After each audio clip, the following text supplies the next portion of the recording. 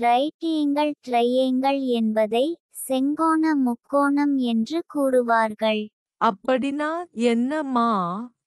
முக்கோணத்தின் ஒரு உட்கோணம் 90 பாகை இருந்தால் அதை செங்கோண முக்கோணம் என்று கூறுவார்கள். புரியலம்மா. இந்த முக்கோணத்தின் ஏதாவது ஒரு உட்கோணம் 90 பாகை இருக்கா?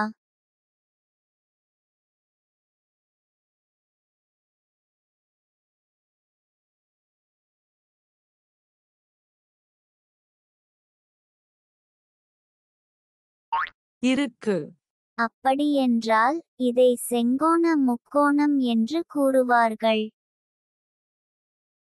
கோணங்களைப் பற்றி ஆழமாக அறிந்து கொள்ள இந்த சேனலில் ஏற்றப்பட்ட 5 காணொளிகளை வரிசையாக பார்க்கவும்.